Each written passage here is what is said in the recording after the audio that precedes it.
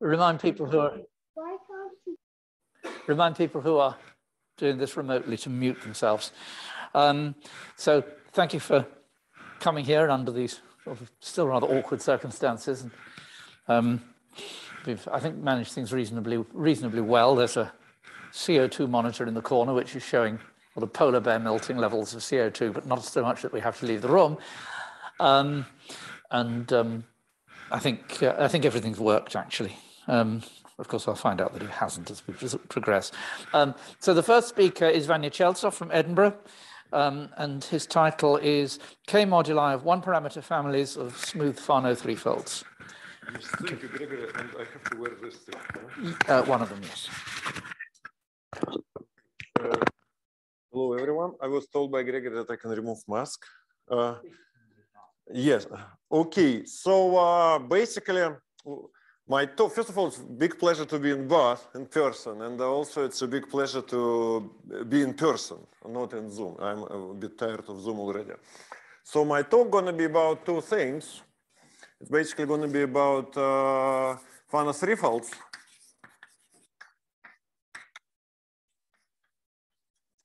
And case stability.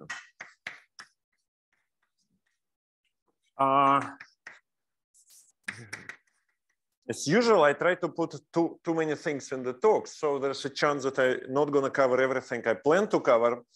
And I will probably be not very rigorous and not give a lot of detailed proofs or something, mostly construction. So because of this, if you never heard about what Fano threefold is, you can actually just, while I'm talking, look at the very nice web page. I think it's called Fanography. Just basically Google Fanography.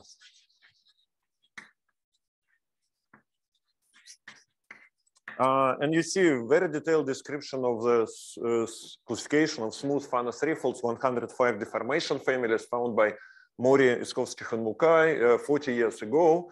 And case stability, I will basically, I will not give precise definition what it is, but put many examples. So if you don't know what case stability, I strongly suggest to basically two sources. One is Chen-Yang Xu, very nice lecture notes of his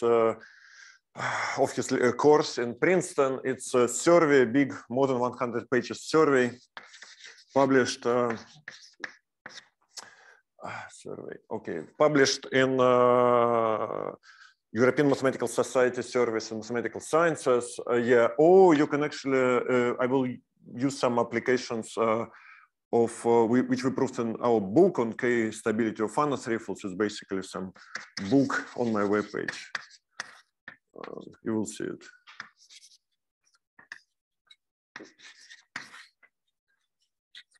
It contains a lot of, basically everything what is known about K-stability of smooth Fano threefolds, except a few things. Okay, so as I already mentioned, classification of Fano threefolds give you 105 deformation families. These deformation families relatively explicitly described. It's not exactly like a model, it's deformation spaces. So very few families studied up to isomorphisms. So some of them, actually quite a lot of them,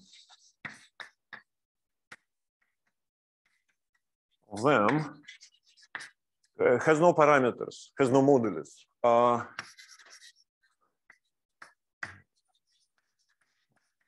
Or you can say moduli is zero-dimensional.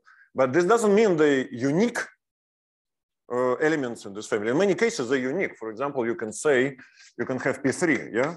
P3 is one of them. It's labeled number 117. One is rank of Picard group, 17 just a number. So this basically just a guy in the deformation class. That's it. But some of them, for example, has like zero-dimensional moduli, but have just few elements in deformation class. Let me just give you one example. Example number 226. 2 means rank of Picard group 2. In 26 is just a number. So it's constructed like this. Let me just give an example. Construction is like this. You take what's called V5, threefold in P6.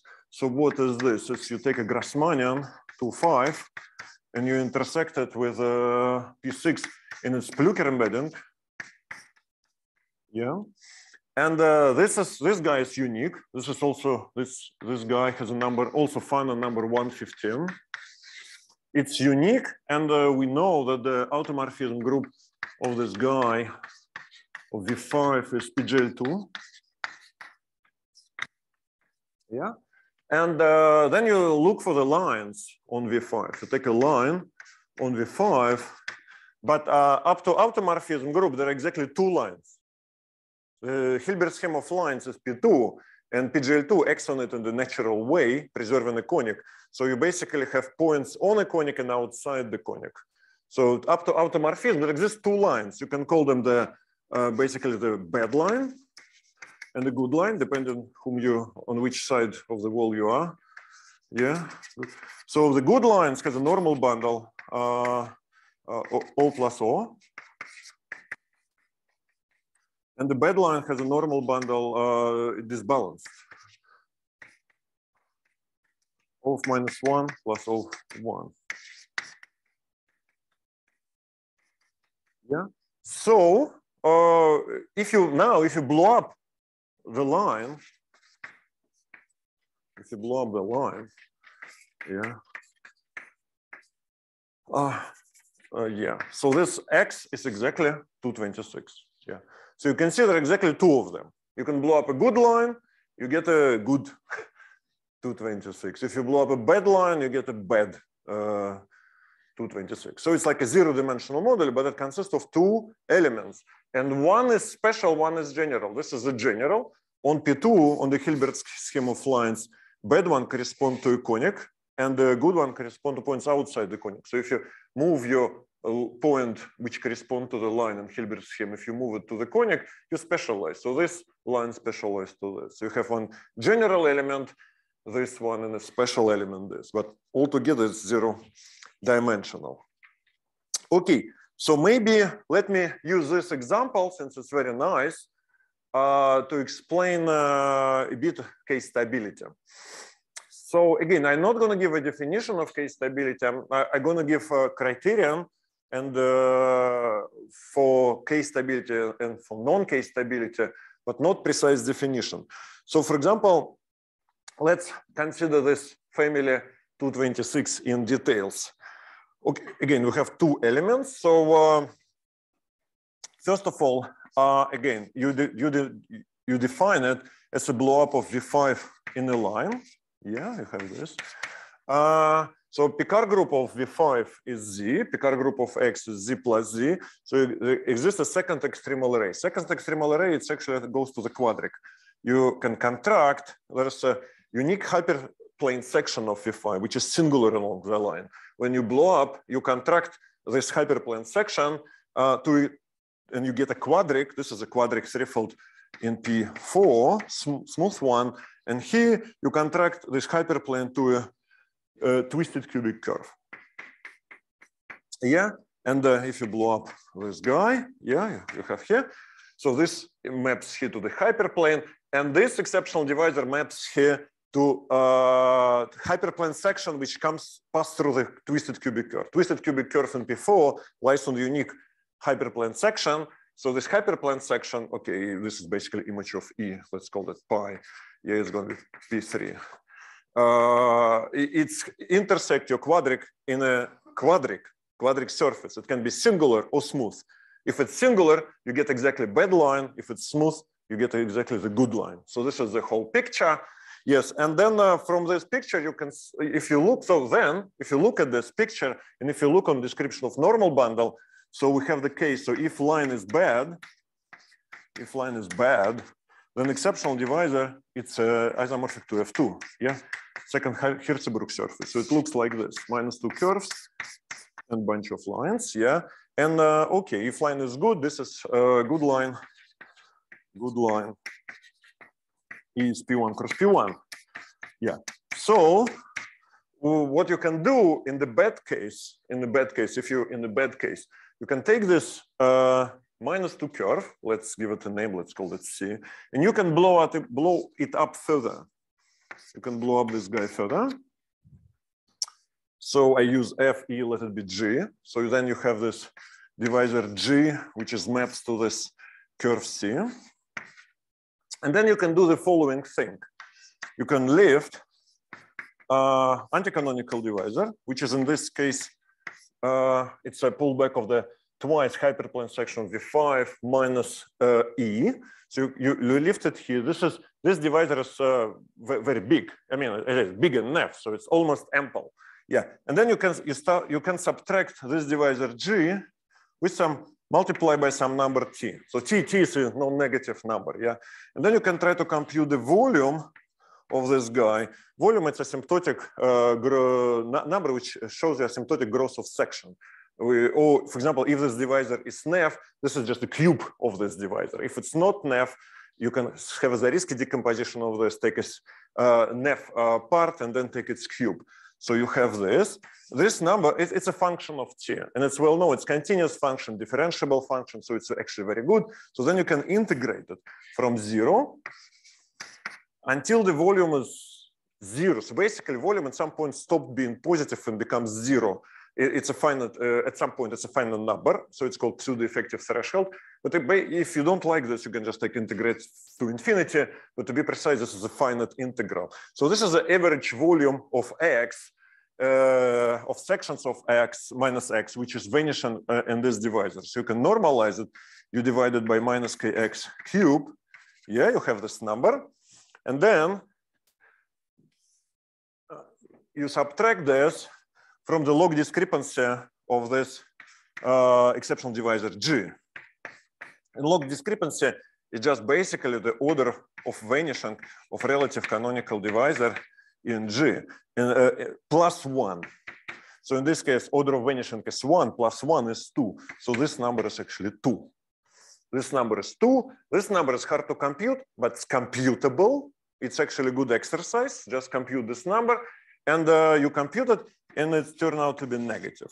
And this number is known as a beta invariant divisor of G of this exceptional divisor of this Fano. So if this beta invariant is negative, Fano variety is unstable, K unstable. This is not a definition. This is a criterion of Fujita-Lee. This is basically a theorem by Kenta Fujita. Okay, just Kenta. And Chile independently.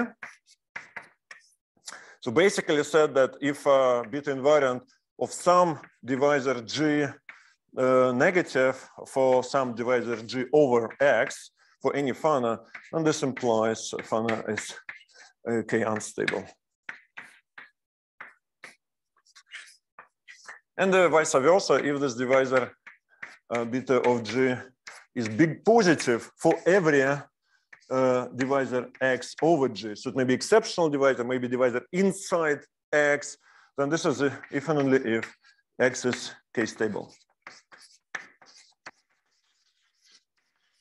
Yeah, there is something between. So basically this illustrates the K stability. So what does it mean?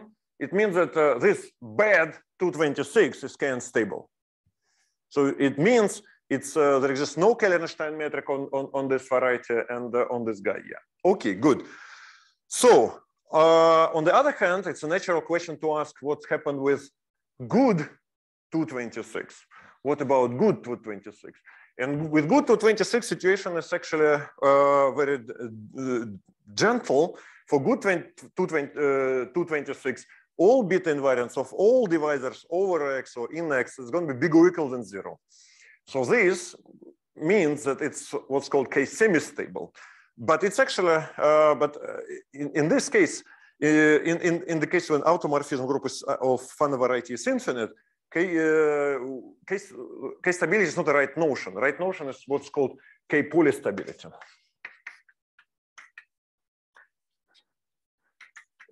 I'm not going to define it explicitly, but what I just said that this notion behaves well with a moduli. So there exists, if you have a family of, for example, K polystable Fano varieties, the K polystable limit is uniquely determined. So for example, if our good 226 is K polystable, then if you, for example, take its isotrivial limit, which doesn't change the complex structure, and you degenerate it a little bit isotrivially, then this resultant guy cannot be K polystable, because K polystable limit is unique. So in this case, you can actually explicitly construct either trivial degeneration of good to 26, such that the limit actually is, you can use other methods to prove that the limit is K-polystable. So this would mean that this guy is not K-polystable. And this degeneration is actually easy to guess from this picture. If you look for this picture, you fix a twisted cubic curve, but then you degenerate quadric to the quadric cone. So this is quadric cone, such that all singularity happened away from C3. And then if you do this, that basically it's the same as degenerate V5 to the singular V5. But then when you have a quadric cone, its automorphism group is actually jumps a bit. It becomes a bit larger. You can use this fact to show that the correspondent X prime in this case going to be actually K-polystable. So this would mean that this good good 226 Fano threefold 226 is actually strictly K semistable. It's K semistable, but not K polystable. So Keller-Einstein metric do not exist. But bad one is unstable. So this is actually, this example shows you a lot of things like Cantor-Lie criterion, Fujita-Lie criterion, which can be used actually in some sense as a replacement for the definition of K-stability, but also it shows you some properties of K-stable varieties. So let me keep it for a second.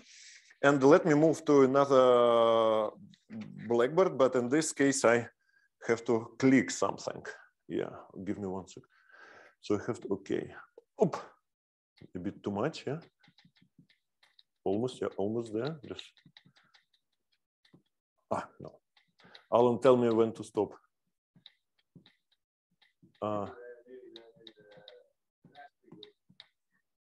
Okay, this is perfect. Okay, good. Make sense of arbitrary closed field. I mean, this is actual definition of K-stability. Yeah, okay, this is a good question. And this good question can be answered in a very explicit way. This is a recent paper, I think in Annals or in the Insurance of Jacquan Zhuang. Yeah. Question online like this. Can you define definition, or can you generalize K-stability for arbitrary varieties defined over arbitrary field? Answer is yes, and even more than so. First of all, K-stability definition is purely algebraic. But so it doesn't matter which field you consider, but even more than this, let me say what's more. So I already mentioned, let me just repeat Fujita-Lie criterion. Which basically said, so if X, everywhere in my talks, this is Fano variety of whatever, Fano variety. So we know that if, so X is K-stable, if and only if beta invariant of some G bigger than 0 for every divisor G over X. Yeah, and in this case, this implies that automorphism group is finite. One can show this. Yeah, and the second case, so okay, yeah, but what about K-polystability? It's more a bit more difficult. So K-polystability is the limit of this notion in the case when automorphism group jumps. Then we have a theorem. So if automorphism group is infinite, then we have a theorem by 4 people. I thought it's actually 5, but it turned out to be that one name is just a double name. So it's Alper, Bloom, Halpern-Leistner. Halpern-Leistner and Chen Yang. So the theorem basically said that if X is K-polystable, then automorphism group is reductive.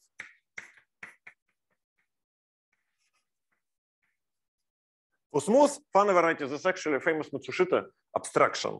But for singular, it was actually quite difficult to prove. And then you use this theorem and you say that if you have a Fano variety X, and you take, if its automorphism group is finite, you just use this theorem to test. If it's infinite, then you take arbitrary reductive subgroup in automorphism. You can take the whole group if you wish, but let me look at this. And then there exists G invariant criterion. Then X is a K-polystable if it's only one error, if beta invariant of G bigger than 0 for every G invariant divisor. What? Alice, sorry, can you repeat? Yes, yes, yes. Gamma. Gamma. Okay. So what does it mean? So for example, suppose you want to prove that P3 is K-polystable. You take the whole automorphism group, PGL4, and you choose G PGL4 invariant divisors over X.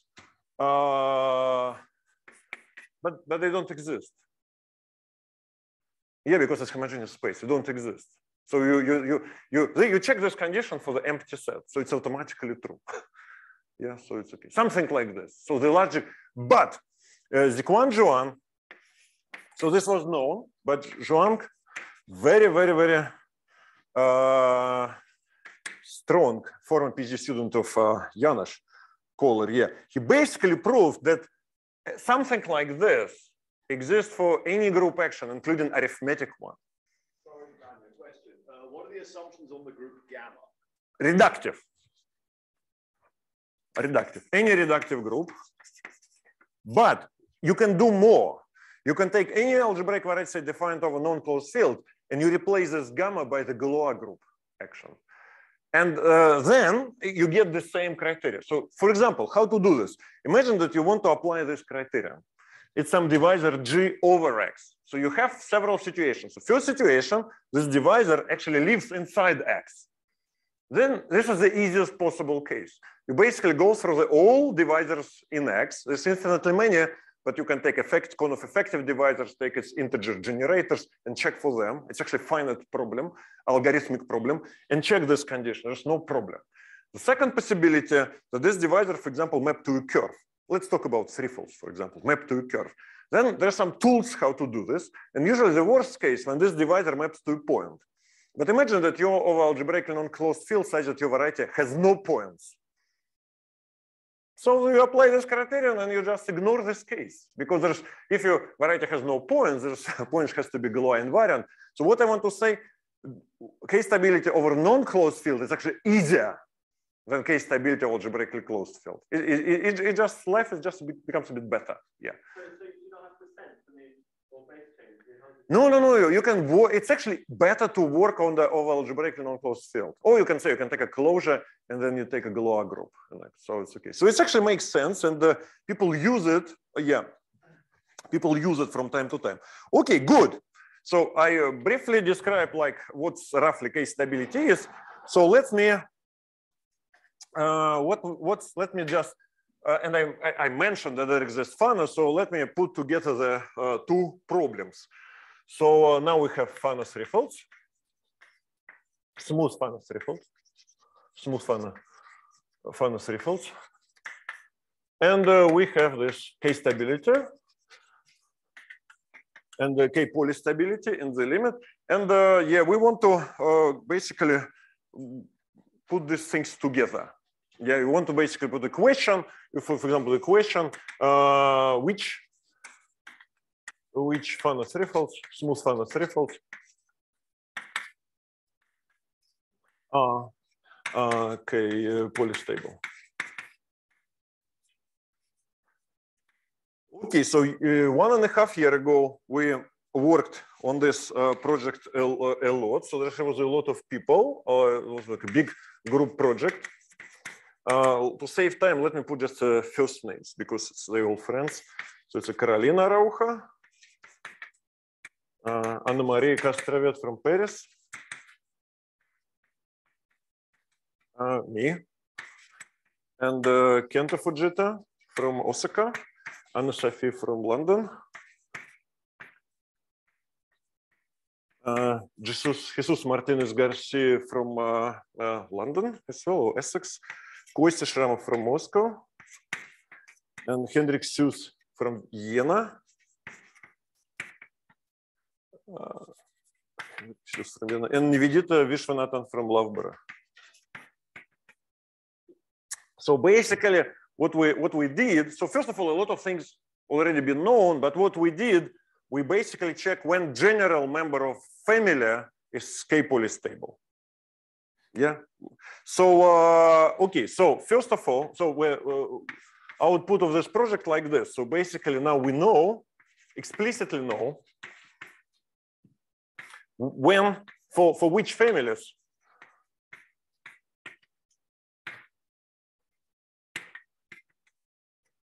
general member, first general member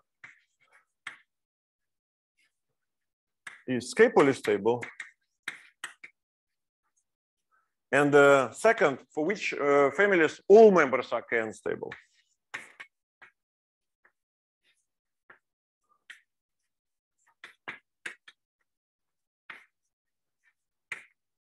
To be precise, this was known before.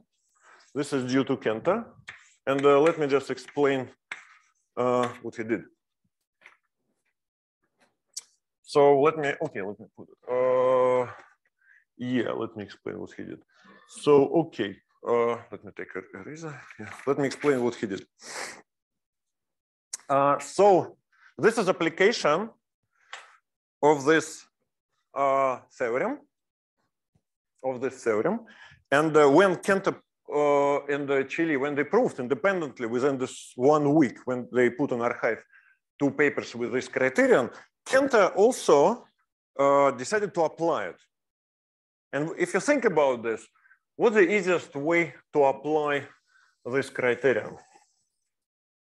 The easiest way to apply this criterion actually to disprove that something K-stable. To prove that something K-stable, you have to go through a lot of exceptional, infinitely many, and check this. It's difficult. But if you find just one such that beta is negative, you're done, like we did there on for 226. So, but usually, not usually, always, like in this case for 226, if you check, if this divisor for which you check this condition, if it's exceptional, it's actually quite difficult to compute the volume. And the reason is classification of Mori extremal arrays for smooth Fano threefolds. If you look for the classification of Mori classification of extremal arrays for smooth Fano threefolds, you know that on Fano varieties, you don't have flips, flops, anti-flips. So it's very simple. So if a variety is smooth Fano threefold, it's actually the risk decomposition always exists, everything is nice. Computation of volume is just basically straightforward. But if you know structure of the Mori cone and cone of effective divisors, which is known with some small mistakes, but no. Okay, but if you take blow up of something like we did for 226, it becomes more complicated because you may have flops and something, even flips, anti-flips. So it's more difficult. So when Kenta proved this theorem, he decided basically to check for which smooth Fano threefold you have a surface inside with beta negative. And this is straightforward computations, and this is the best possible applications of this theorem. So he checked one by one all the families, and then he found 26 families such that every member has a surface with a beta S is negative. Let me just give you 2 examples. And this is actually a very nice exercise. For example, you take, and we're going to do this together. You take P3 and you blow up plane cubic curve. Plane smooth cubic curve.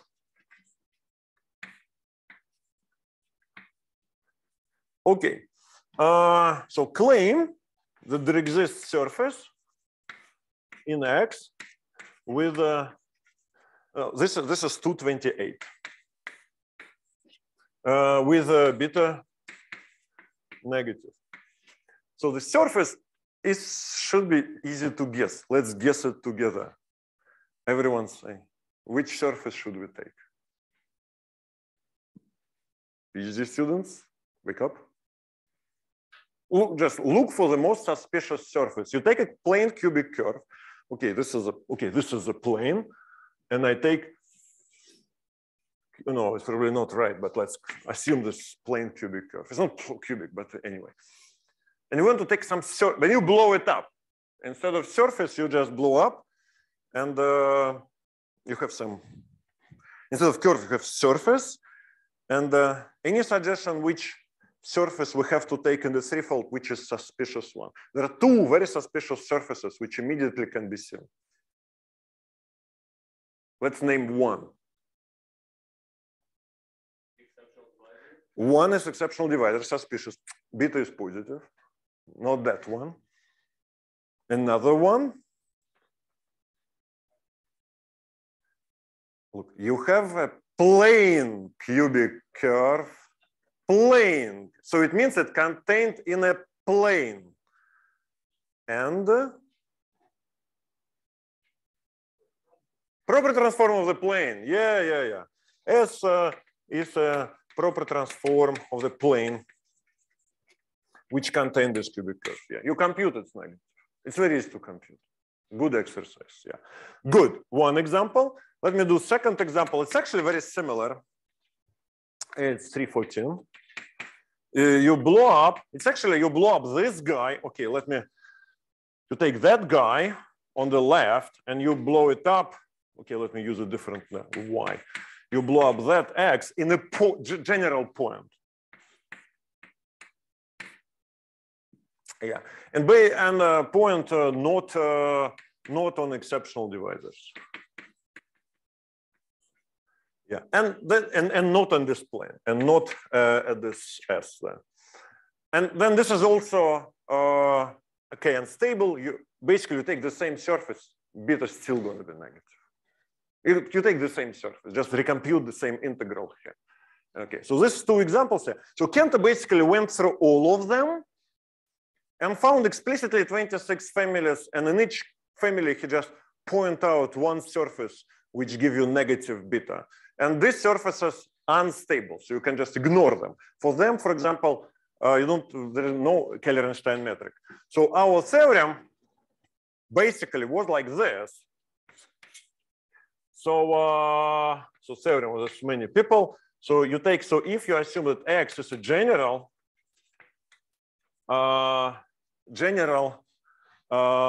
threefold, Fano threefold, in its deformation family, Fano threefold,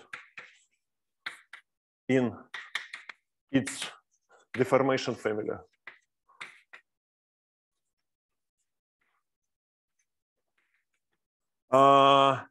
Then X is K-moduli stable if and only if X is not one of these 26 families which I mentioned.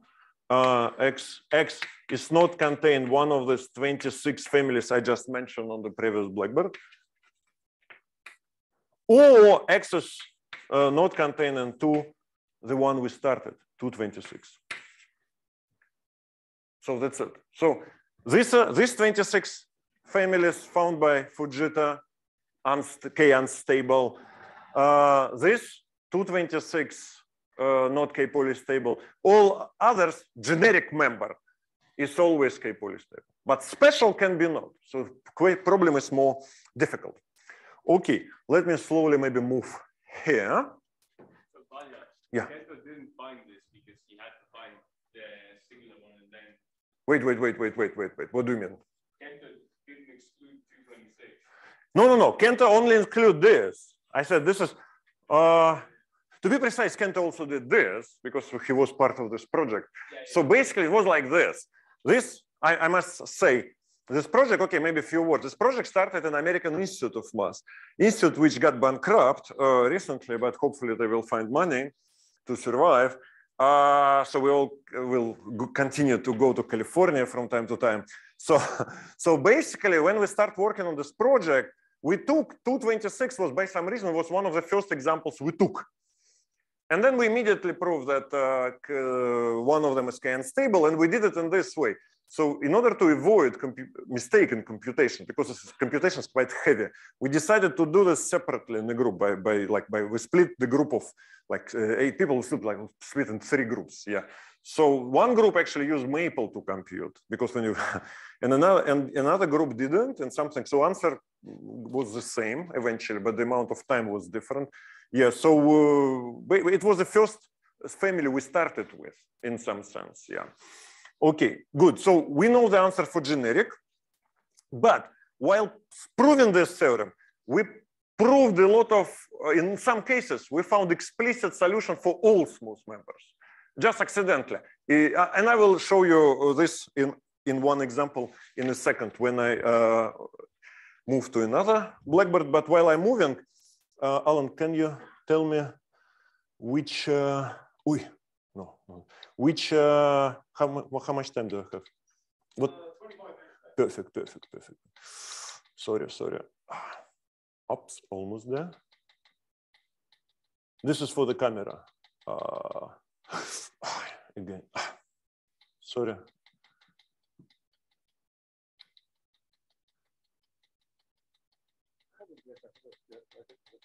No, it's okay. Maybe actually we could use two cameras, no? Oh, we do have one camera. It's okay. Good. So let me just give you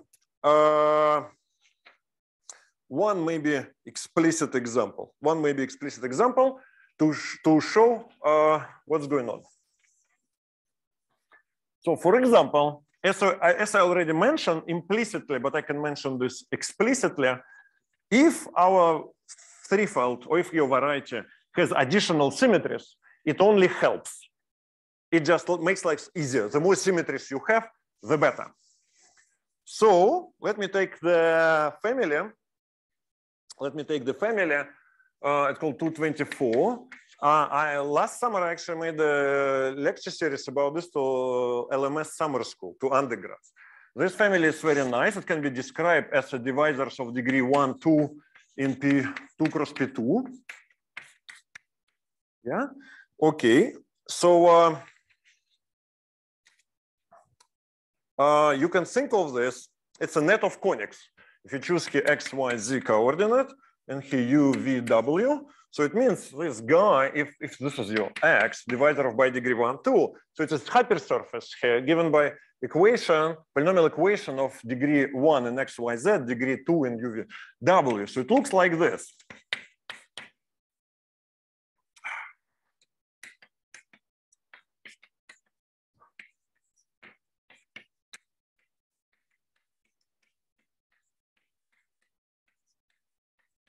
Yeah, and we assume it's smooth. So another name for this guy, nickname for this guy, it's a net of conics. Yeah, because it's, you can think of this as a linear system of conics in the plane, and x, y, z, it's a parameters. Yeah, you look at this. So basically what we initially proved, we did this. We took one example. It was basically a story how we did it. We took one example. We wanted to have symmetric one. We actually like organized a search for symmetric Fanos. And it was actually good because a lot of people in our group was actually working with Fanos with symmetries, like for example, Kosi. So in every family where we could cook up symmetric example, we cooked it up. So we took one example like this. You have x, u square plus lambda vw. So basically you just start acting by S3. You permute coordinates x, y, z symmetrically. And there's only one way you can do this, more or less.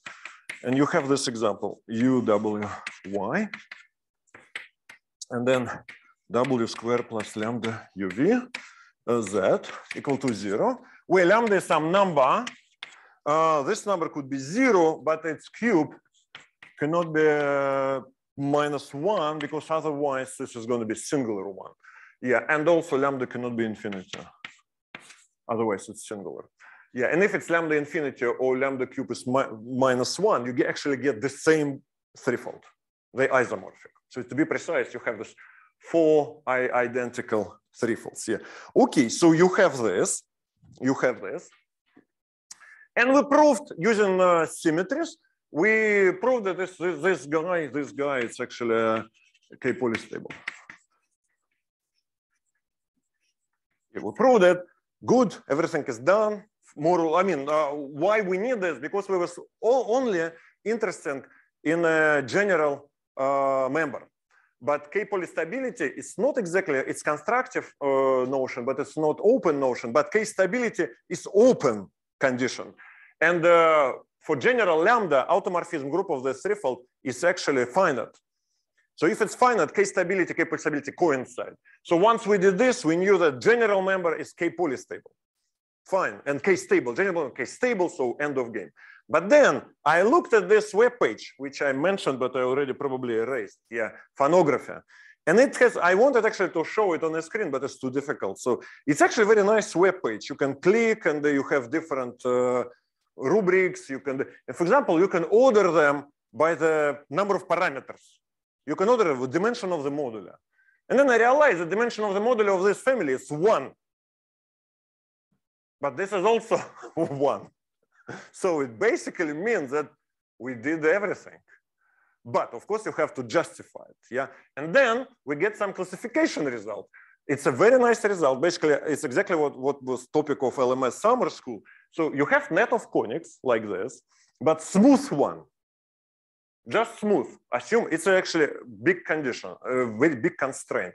And then you can show, then you can change coordinates such that either you can put it in this way, or you can take this guy and start slowly destroying symmetries, you know, like cat tail of a cat. Yeah. So how to slowly? For example, you can take this monomial and erase it.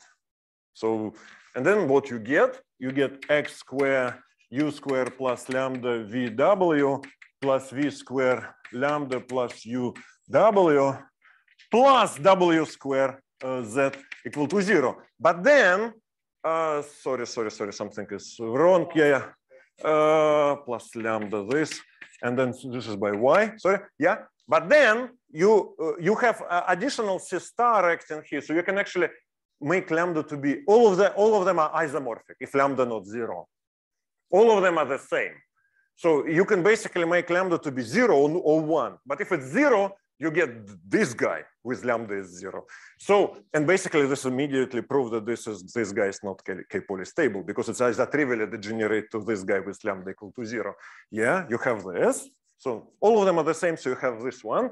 This is a bad guy. And then you have another bad guy, which is you just chop off more monomials. You have x square u square plus vw plus v square y plus w square z. So then you have these two strictly K semi-stable Fano threefolds. They're not K-polystable because they either trivially degenerate to this guy. Yeah, and these guys are K-polystable, all of them. Yeah, and you have this two, basically this will give you a complete answer. So we didn't even know. We created one example, not examples. Example depends on parameter, and we thought, okay, we're done. And then we realized we actually did everything. We just, it was not our goal. So what I want to say, for many families, we did everything. But now, if you look at this family, you can, first of all, this is a nice example, actually, exactly with the project, what I wanted to continue, talk about. So, many people consider K-stability as a tool to construct moduli of Fano varieties. And you can see this. For example, imagine that you want to construct moduli of these guys. Of course, this is just GIT. What we do in geometric invariant theory for the product of 2PGL2. And of course, this is strictly GIT stable guys. And for lambda not 0, this is GIT stable guy. For lambda equal to 0, GIT polystable guy. So we're doing GIT in some sense. And this gives us the answer. You can construct the moduli of the threefold as just P1 using the GIT. On the other hand, in this case, GIT, geometric invariant theory, is very vivid.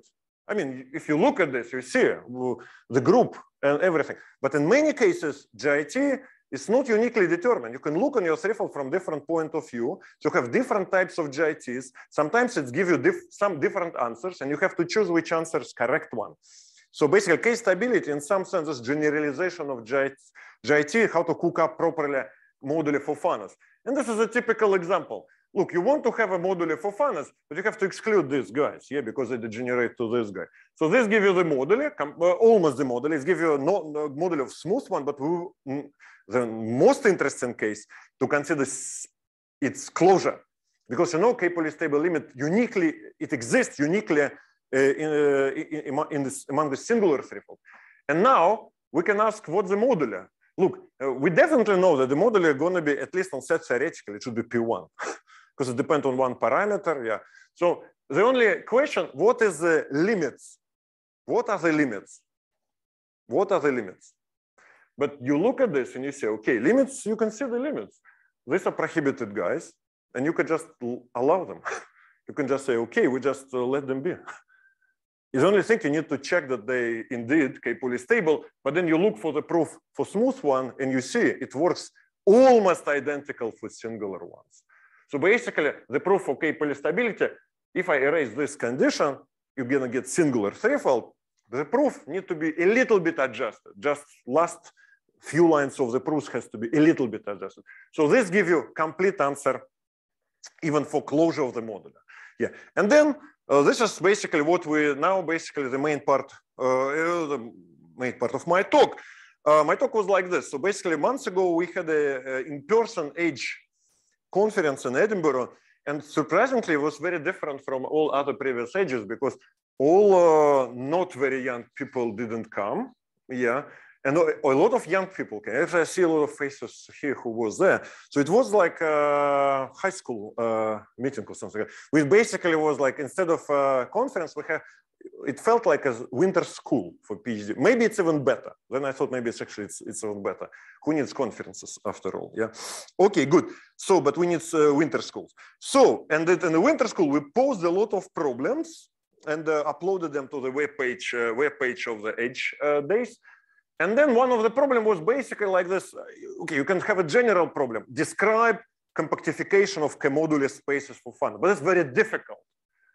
There is a lot of, in many cases this is done. For example, for cubic threefolds in P4, it's a paper of Chen Yang, Xu, and Yuchen Liu, which is published in Duke, basically where they prove that compactification is the same as GIT compactification for smooth cubic threefolds. That's it. But this is a big paper, very difficult, because the moduli is large. In one case, it's of course done when moduli is zero-dimensional. You don't need to compactify, it's just point. Yeah. And the next case to the zero-dimensional case is one-dimensional case. So I just said, okay, let's just do one-dimensional case. So for example, this is already done. It's one-dimensional. Okay, which one another done? Okay, you don't see it, but anyway, this on another blackboard, this 228 and 314, they also one-dimensional because basically it's elliptic curve, cubic curve. It's one-dimensional modular. This is also done because they're unstable. So, and then let's just go through all one-dimensional cases and see which one are done and which one are not done. And this is basically going to be my talk. Okay, so this family is done. Let me list all other families, which has one-dimensional modular. For all of them, we know case stability for which we know which one are case stable or not for smooth one. So smooth one problem is done. So the only question is to find the singular one. What are the singular limit? So let me just list all of them. So we have, I'll explain it, 222. I'll explain it. All of them are beautiful. Yeah, 224. So we have these two bad guys, which on the right blackboard, 228, 314. This is one-dimensional modular. One-dimensional modular, these guys are unstable, okay? Unstable. All of them, we just don't ignore them. So we only took this for which actually modular should be found. 221, 222, 225, 312, 313, and 413. Okay, let's just go one by one. This case I just described. We know everything.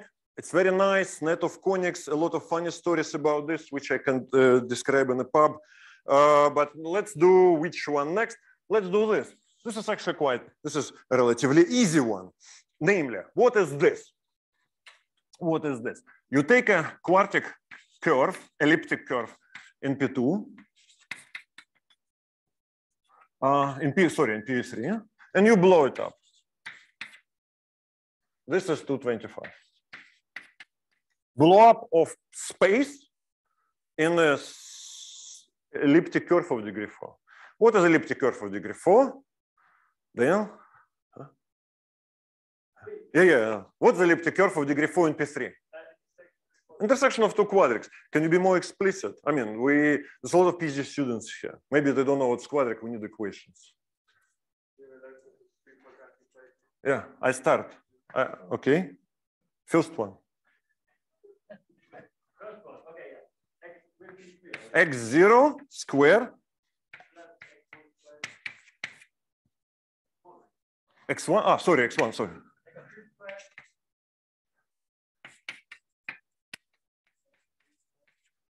Yeah.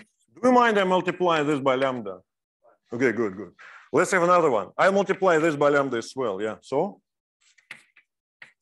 What's it? Okay.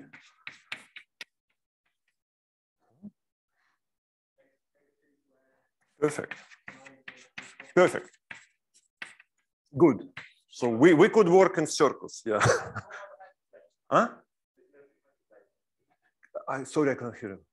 Oh, no, got it. It's good, yeah. So we have to exclude some lambda. Lambda is a parameter. Lambda is not 0, and lambda to the power of 4th is not 1. Otherwise, this nice elliptic curve split into configuration of 4 lines. Yeah, for these parameters. It's still nice elliptic curve, but not smooth. Yeah. Okay, good. So then basically you can notice that this guy has a lot of symmetries. Of course it has a lot of symmetries because you take an elliptic curve, you take a point P on elliptic curve, you take 4 times P, you take this linear system, and then this is give you embedding to P3. So if you switch, if you take shift by the 4 torsion, it gives you equivariant. This map going to be equivariant. So this you should have Z4 square symmetry here. Moreover, if you reflect P2 minus P, you also it's going to be preserved by this map. So it's going to be Z4 square semi-direct with Z2. Since we have since we're not far from Bristol, I guess, yeah. In Bristol, there's a very nice guy, Tim Dakshitsa, who created beautiful web page which called group names. If you know some group and you want to see its group properties, you can just go and find. You need to know gap group now. So gap ID of this group is 32, 34. So anyway, so this is just the group. And actually you can see this group. You can switch coordinate, multiply coordinate by -1. Yeah, and then basically what you get Z2 to the power of 3, and then you can actually shift these coordinates. It's going to be semi-direct with Z2, which is actually the same thing. But if you very group theoretically pedantic, so sorry, this is going to be square, yeah. So it's going to be what is 8 times 4, yeah, this is 16 times 2. But if you want to be very group theoretically pedantic, you should actually put here 5 because there's a lot of semi-direct products, and here you want to put 6. This is I learned from Tim's webpage. Of course, I never knew about this. Okay, good. You can find this group explicitly in coordinates. So the group is big. So and then using these symmetries, you can prove that all of them are K-polystable, all of them. And then the question, what's the compactification?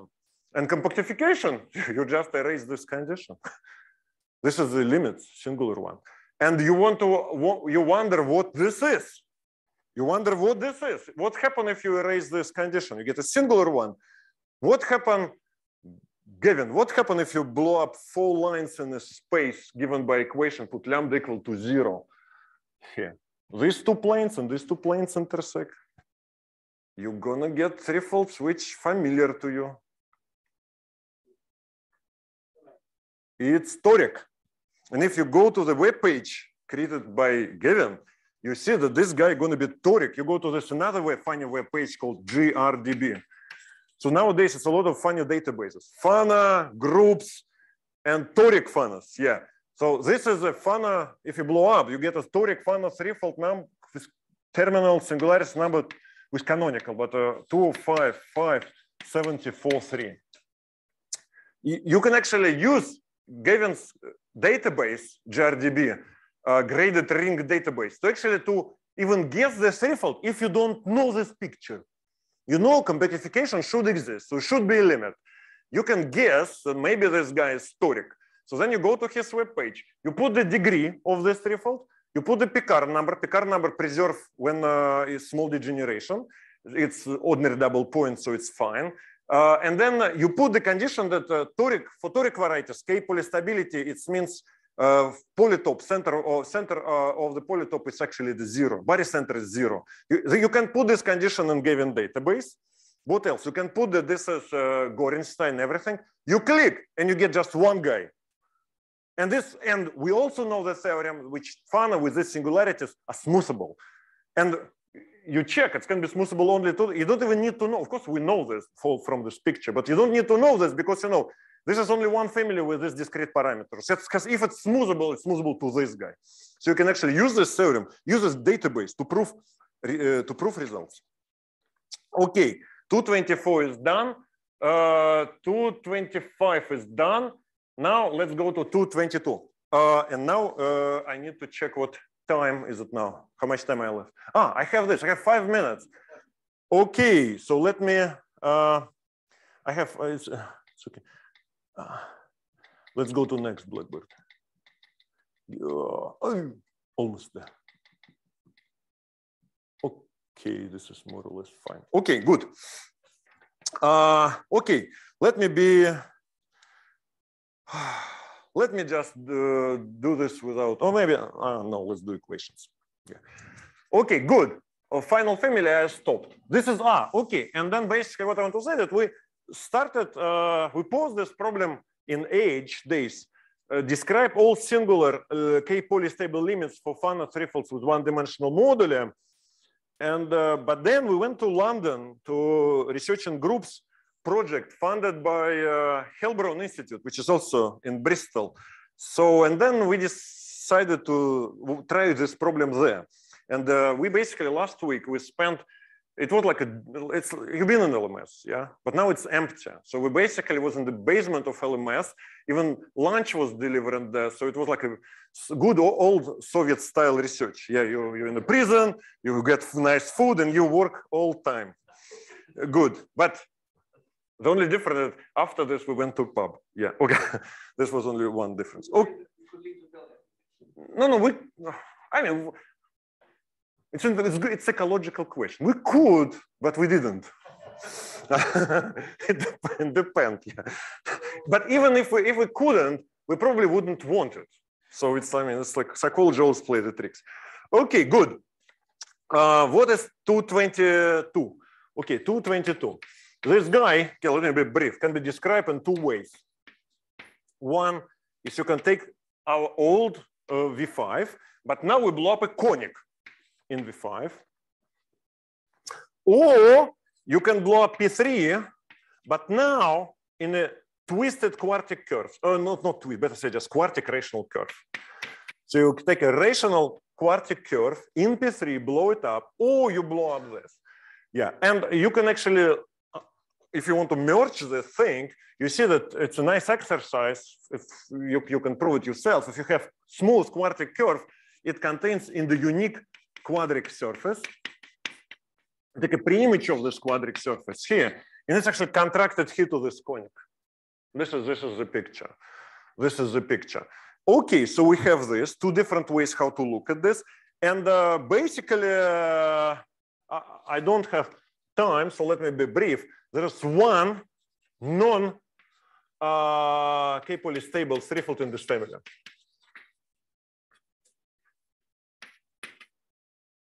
Which you can explicitly describe. I don't have time again.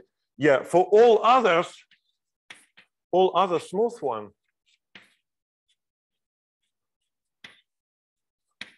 are K polystable. And this is actually my result with Jihun Park, my old friend from Korea. So smooth is done. It's one-dimensional. It's one-dimensional.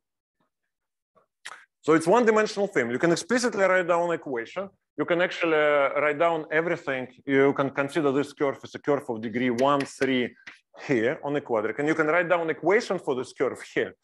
You can play around. You see, it depends on one parameter. And then you can immediately find the equation of this guy. This is basically you're doing GIT for these curves here with respect to the PGL2 times PGL2 action. You get everything. Yeah, and then you prove this. This is not a big deal.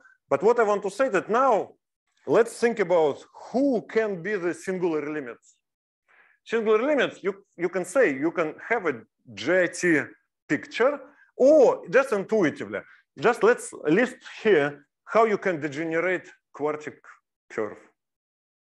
Okay, one degeneration, you can have a cubic curve and a line.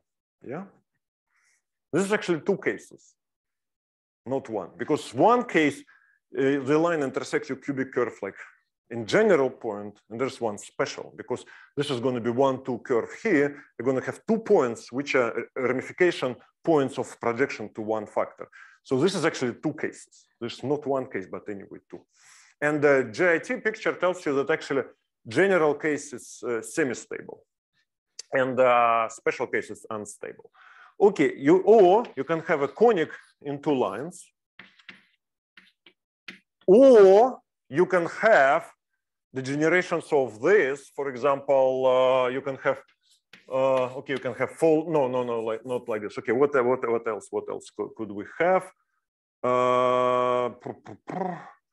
Twisted. Okay, you have a line and 3 lines like this. This is the generation of this case, yeah? And of this case. Or you can have actually 2 conics which intersect like this. But this case, you cannot in this GIT.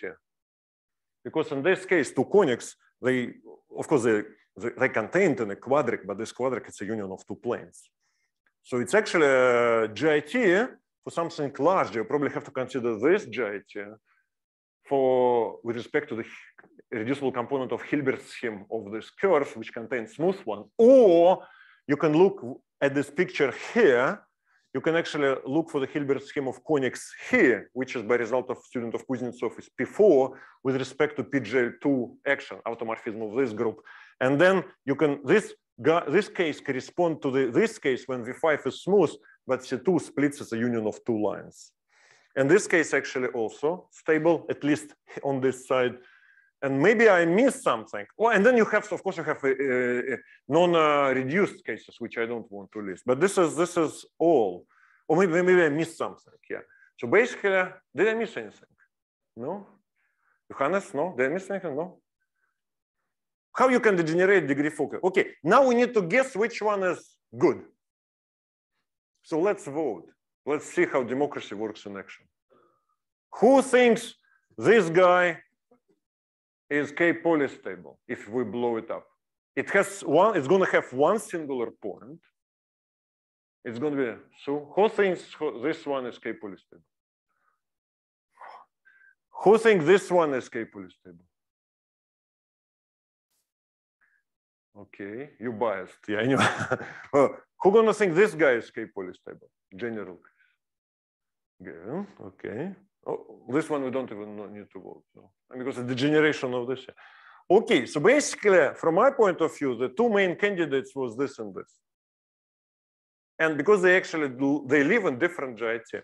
GIT, for example, on this side, if you take apply PGL2 automorphism of this guy to the Hilbert scheme of conics in V5, this is even stable point, GIT stable point. So this is the best guy. But if you by some reason decide to fix quadric smooth and apply GIT for PGL2 times PGL2 to these curves, then this is the right guy. Now you have 2 GIT pictures. You have a Sarkisov link, 2 GIT pictures, this and that. Yeah. So basically, when we went to London, I said, let's prove this. And this is GIT polystable. And everyone asked me, why this? I said, because I have no idea how to prove this. This is I know, because I mean, this has a lot of symmetry. This has a C star semi-direct product with Z2, a lot of symmetries. You can explicitly write down equation of this curve. You can find everything. This has a very nice equivariant geometry. This geometry of this guy is actually, I think it's going to be like the, okay, S3, finite group of 16, very, very, very small one. So you don't have a lot of symmetry. So I think it's, so basically it was no any big reason why we choose this. Basically because here we knew what to, at least what to start to do. And here we didn't. And I think Theo, we proved this, yeah? So we did this, so this is done, yeah. Okay, good, and then we have 3 family left to go. For 1, we have some idea. 2, we didn't even start, yeah. Okay, let me stop. Sorry, I'm a little bit over time, yeah.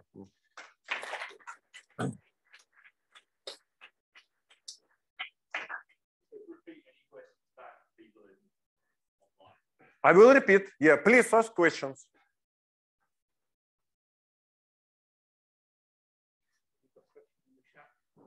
I have nothing in the chat right now. This group here, is this the Heisenberg group? No. Oh, wait. Yes, I think. Well, can you remind me what you mean by Heisenberg group? Well, I mean, this is equivariant embedded in. It's equivalent. Yeah. Yes. It's an automorphism group of embedded elliptic curve in Pn. When you take n times p. Yeah, exactly. Yes, exactly. Exactly. Yeah. Exactly.